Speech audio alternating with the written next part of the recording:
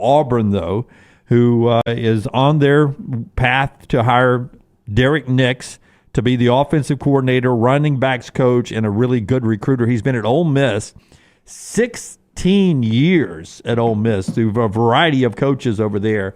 Well respected in the SEC as a coach, and he's been very loyal to Ole Miss. Played at Southern Miss, if I remember correctly. He did. Yeah. Back when Southern Miss was a really good football program. Etowah High School in Attala, back when Etowah High School was a really good football program, and it was pumping out guys left and right. Just like Carnell Williams. That's so right. he's sort of replacing the Carnell Williams role, but the first thing everyone goes to, and I saw it a couple times, air quotes over in the chat room, offensive coordinator. The plan is for Hugh Freeze to call his own plays this year, but that doesn't mean you don't have an offensive coordinator to help manage the game plan and help you on game day. Yeah, look, it really is just a title, but obviously it's going to be a bump in pay, and there's familiarity. These two coached together. Nix was the wide receivers coach, associate head coach in Oxford before he left for Auburn. But going back to the Hugh Freeze tenure, he was the running backs coach from 12 to 2016. So these guys know each other well. Nice little bump for Derrick Nix. And, look, this is Hugh Freeze's offense. I mean, he said as much when Philip Montgomery was fired. Brown, you have some thoughts on Nix? I think it's interesting time because an offensive coordinator where Hugh Freeze says he's going to take over play calling.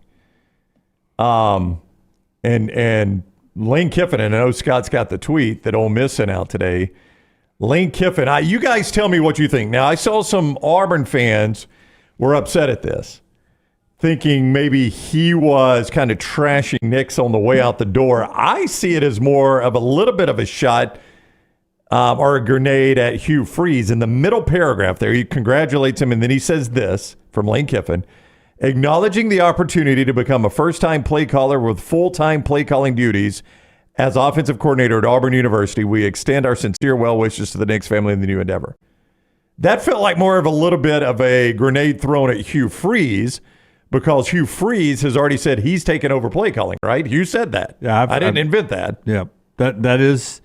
I think Hugh has said that, right, Forrester? I'll go to Forrester. Yeah, he said that. Yeah, he said that. So now here's Lane saying, oh, no, Derrick Nix is leaving us to be a first-time play caller with full-time play calling duties as offensive coordinator.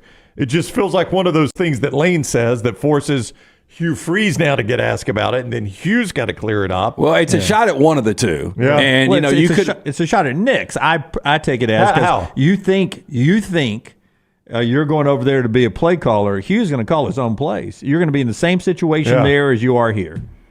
So I don't know why you're leaving. I think you could play it either way, but you could just take that one little part of the second paragraph out, and it wouldn't be Lane Kiffin petty, but it wouldn't be Lane Kiffin without putting something in petty. I would assume Lane didn't write it at that point, right? Yeah. Okay, so somebody with no name says Nix has a buyout if he leaves for a non-play calling duty. It's a $600,000 buyout. By the way, $600,000 sounds like pocket change in today's college athletics. Yeah. So you're saying Lane is positioning this so that Ole Miss gets the $600,000 from Auburn or from Derrick Nix? Yeah. Well, $600,000 can buy you a receiver. Yeah. A number 2 receiver. I don't know if it can get you a safety. Would you rather, though, wouldn't you rather save that money instead of having to pay it out?